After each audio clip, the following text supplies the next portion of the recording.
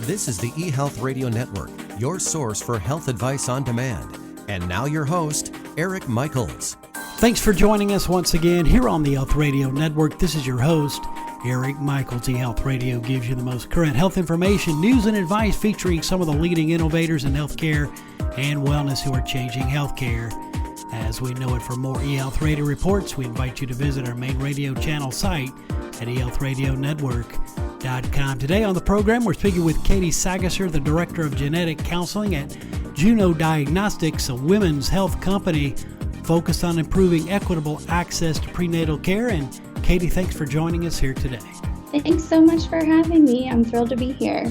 Well, you're certainly more than welcome. Looking forward to hearing more about Juno Diagnostics and your offering. So the company you work for, Juno Diagnostics, develops innovative solutions to improve access to health information, especially surrounding pregnancy. Can you tell us a little bit more about what the company does to kick things off today? Yeah, of course. So our company, Juno Diagnostics, we exist to make information from reproductive genetic screening accessible to everyone, regardless of where they live, how much money they make, whether they have health insurance, and even more factors.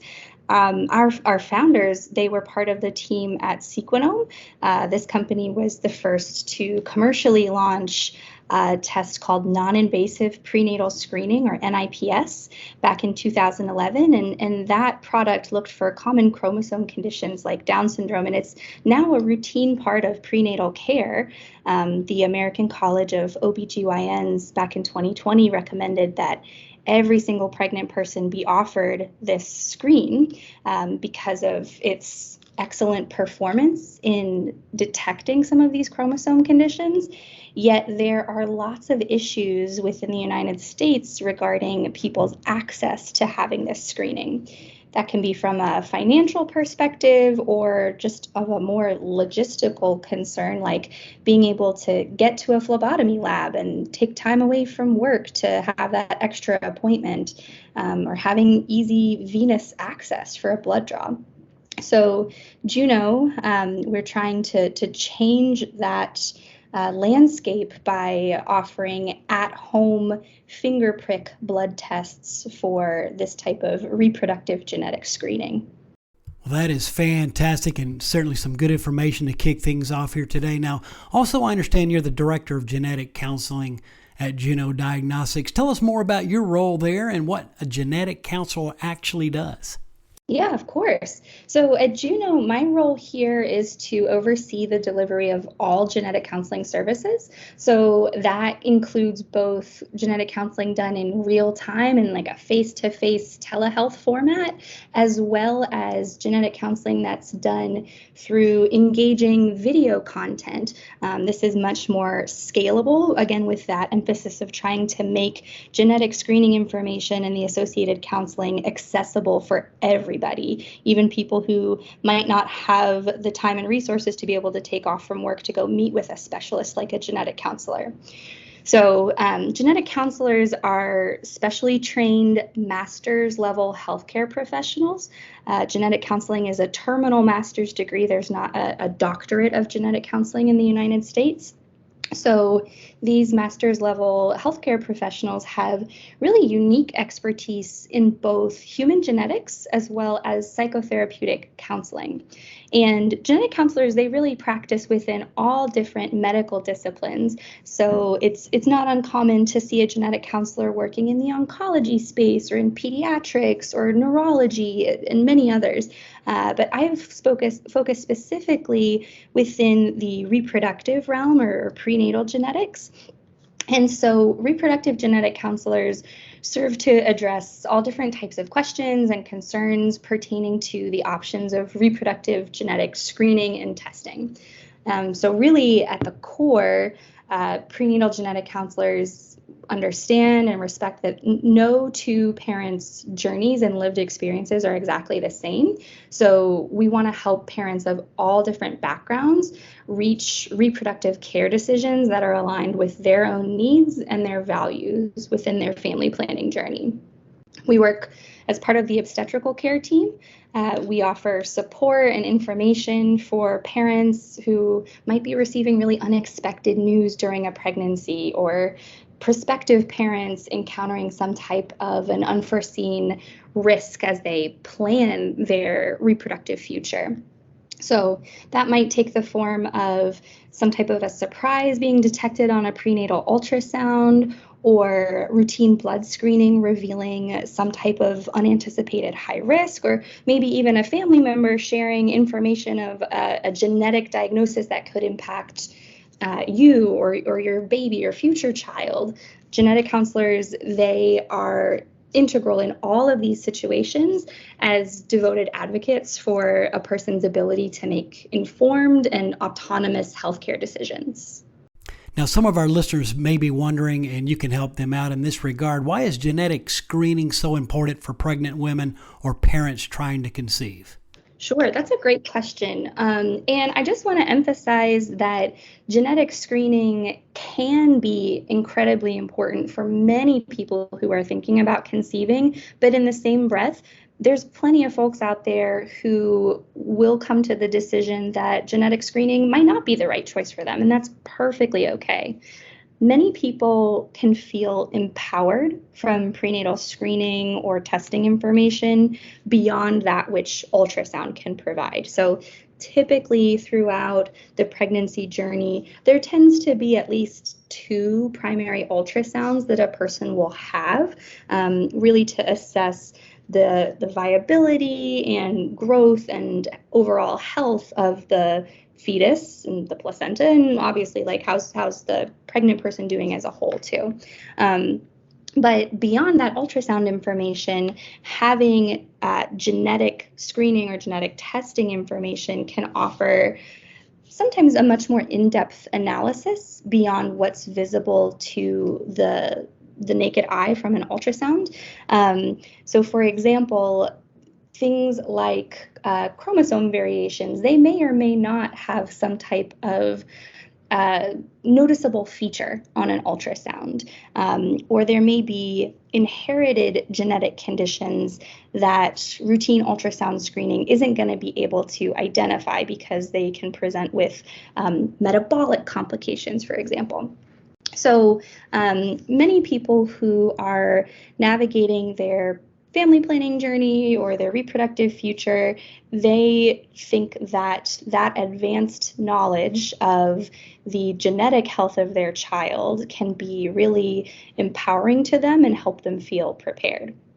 So I see this play out all across the spectrum of kind of informed care decisions. Some people, they just want to know simply what's the sex of my baby. I want to be able to bond and prepare in this very simple way. And if that's the level of detail that a person wants to have, that's perfectly fine. For many other people, having more intricate medical knowledge about their pregnancy, such as I mentioned, like the chance for a chromosome condition or an inherited genetic disease, that can give them insight to make really concrete, tangible decisions in their delivery planning and more, really. So for example, if a reproductive genetic screen like non-invasive prenatal screening or NIPS, if this returns suggesting that a pregnancy has an increased chance for a chromosome variation, that can offer parents the opportunity to not only prepare, but potentially tailor their obstetrical care appropriately. So a pregnant person who might be hoping for, let's say, a home birth, they were planning to deliver in the tub at home, maybe they have a lay midwife. If they have this advanced knowledge from non-invasive prenatal screening that their pregnancy has this increased chance, they might need to pivot their third trimester prenatal care plans and their delivery plans in case their baby really does have this condition and would benefit from more advanced high-level care at a hospital that has a NICU in case that's necessary for the child's health and well-being. In contrast, other people who decide to have non-invasive prenatal screening and their results return with screen negative or low risk results, they might really benefit from having that type of peace of mind during their pregnancy journey. So those are some examples of ways that genetic screening can be really important and empowering for people who are pregnant or thinking about conceiving. Really appreciate the thorough response, and that is most helpful for sure today. We're speaking with Katie Sagaser, the Director of Genetic Counseling at Juno Diagnostics, a women's health company focused on improving equitable access to prenatal care here on eHealth Radio's Female Health and Health News channels, a part of the eHealth Radio Network. Now, we also hear Juno Diagnostics will be launching the Juno Birch fetal gender test soon. Tell us what this test will do. Yeah, so our Birch test, it is a non-invasive blood test, meaning that it's done from a finger prick that can be collected at home. And it simply looks for the presence of Y chromosome material within the blood of the pregnant person. So from a chromosomal or genetic sex perspective, you might recall that typically most human females have two X chromosomes, so XX, whereas most human males have an X chromosome and a Y chromosome, or XY. During pregnancy, when looking at circulating cell-free DNA of a pregnant person, so that is DNA that's no longer housed within the nucleus of a cell, the cell is sort of like exploded and released all of these chromosome fragments throughout the pregnant person's circulation. There's going to be DNA not only from the pregnant person, but also from the placenta. And so with a test like the Birch fetal sex test, we're able to examine the pregnant person's cell-free DNA and identify whether there is any Y chromosome fragments within. If Y chromosome material is detected within this finger prick sample from the pregnant person, since that person has an ongoing pregnancy and presumably themselves have two X chromosomes, that Y chromosome that's detected is most likely coming from the placenta, which infers that, okay, you're most likely having a baby boy. So we're really excited to be launching this test. It's a fun, recreational, non-medical test that, we recognize from talking to so many pregnant people out there that getting to discover the sex of your baby prior to delivery, it can just be a really fun way to bond during pregnancy. And we believe that if people want to have access to this information, it's our job to really level the playing field and help them get access to that information. Katie, really appreciate all the thorough coverage here and all the information and insight shared here as well on behalf of Juno Diagnostics. As we conclude, does Juno Diagnostics have any other products available or anything in the works looking ahead? Sure thing. So as we talked about, we're really excited to launch the Birch fetal sex test very soon. However, Juno's main medical product is called non-invasive prenatal screening, or NIPS. And so our non-invasive prenatal screen will be released shortly after the fetal sex test is launched.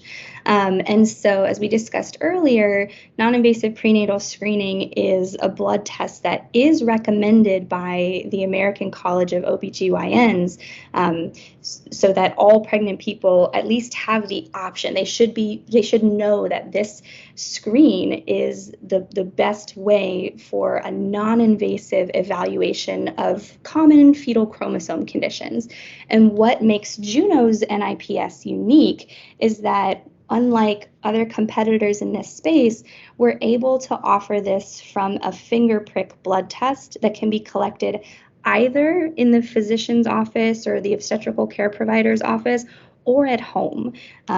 Again, with this mindset and mission of really prioritizing equitable access to reproductive care, we don't want to let any barriers stand in the way of somebody being able to have access to information that might really, really impact their pregnancy journey. So by offering non-invasive prenatal screening that can be collected from the comfort and convenience of home as early as 9 weeks into pregnancy, we really, really hope to be changing the landscape of non-invasive prenatal screening for all pregnant people out there. And with Juno's services, we're going to have lots and lots of my team's services accessible as well. So genetic counseling content available on demand in ways that are truly scalable and accessible at all times, as well as consultations in real time with board-certified genetic counselors for when people have these important questions either about screening that they're considering or results that they've received that they want to talk through with an expert who really gets what they're going through. Again, Katie, we want to thank you for your time spent with us here today, and I'm sure listeners want to know how they could get more information on Juno Diagnostics and how they could be in touch as well. Yeah, of course. So visiting Juno's website at www.junodx.com, that's definitely the best way to stay in touch with what we have going on. And of course, we'll leave that link within the show notes of this broadcast to aid the audience as well. Again, Katie, all the best. Thanks so much for joining us here today on eHealth Radio. Thanks so much, Eric. It's a pleasure. It certainly was. And again, thanks so much. We've been speaking with Katie Sagaser, the Director of Genetic Counseling at Juno Diagnostics, a women's health company focused on improving equitable access to prenatal care. And once again, for all the details, visit junodx.com. And again, this has been your host, Eric Michaels, and we do thank you for your continued support of the eHealth Radio Network. Join us again soon for another episode that will help further expand your knowledge on those things that are important to your health and wellness. For more eHealth Radio reports, we invite you to visit our main radio channel site at eHealthRadioNetwork.com. And as always, we do thank you for tuning in. Thanks for tuning in to the eHealth Radio Network. For more information or to subscribe to this podcast, visit eHealthRadioNetwork.com.